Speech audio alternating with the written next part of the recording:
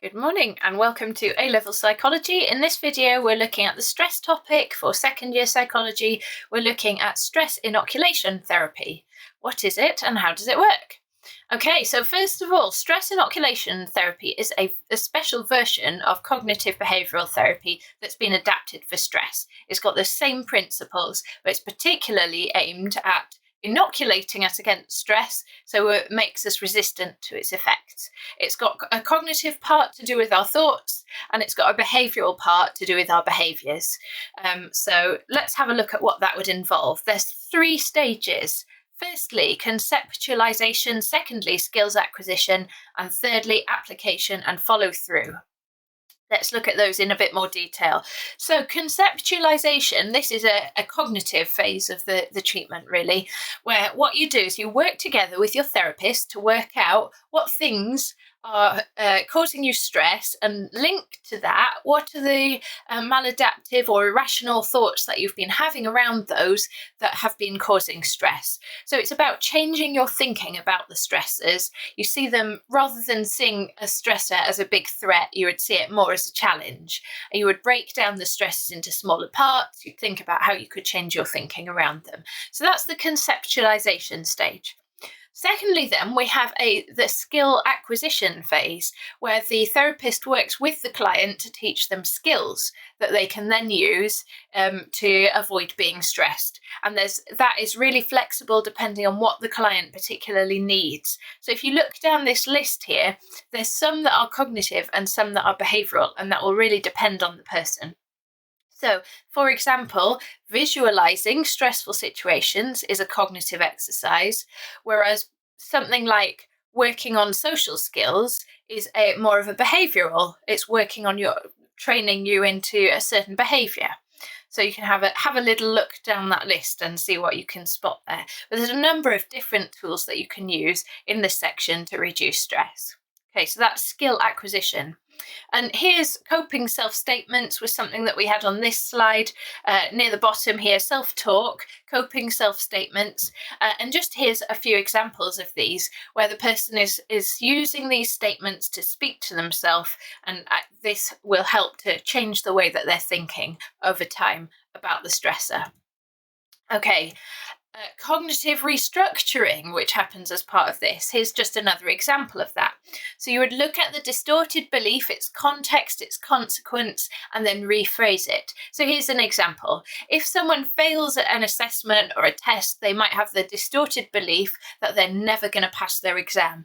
That would cause them to feel really stressed and upset, because that's an irrational belief, actually. If we look at why that thought is irrational or distorted, someone has time between now and the exam to improve, or their teacher might believe in them, or they could do more revision. It's just because you fail one assessment doesn't mean you're going to fail your exam. So the way that you would then rephrase that is, I need to work hard to improve my grade. And having that thought means that you experience a lot less stress than having the initial thought of, I'm never going to pass my exam. So that's an example of cognitive restructuring. Right. The third phase of stress inoculation therapy is application and follow through. And this is where we transfer what we've learned to the real world. You would have homeworks, you would try out.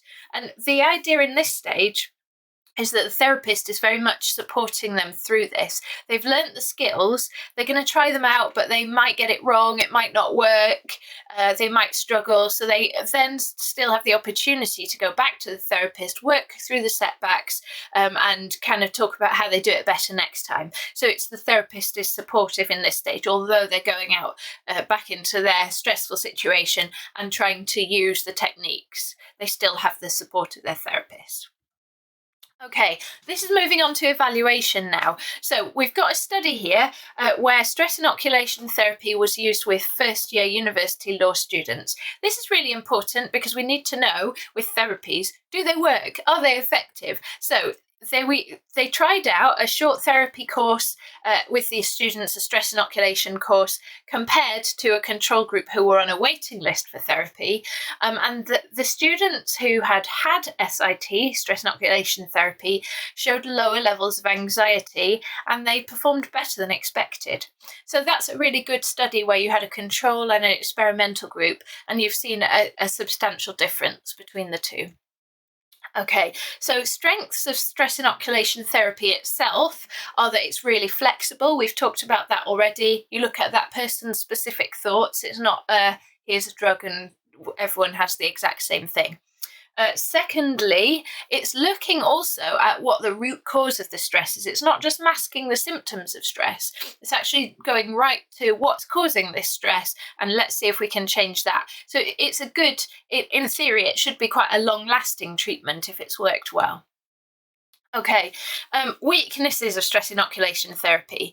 It needs high commitment and motivation because it's difficult, particularly in the application phase where you're trying out the skills and struggling and it's going wrong and you have to kind of work through setbacks. That's really challenging.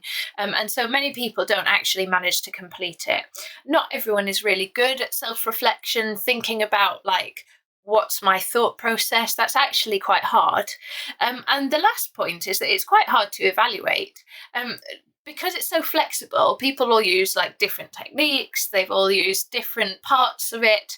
You can't really compare one version of CBT with a different version. So it's hard really to know. Sorry, I said CBT, obviously, I mean SIT, but they're very similar. Yeah, it's really hard to know, to ever have any really good solid research that says it's better than this other treatment. So yeah, it's quite complex. All right, that was stress inoculation therapy in a nutshell.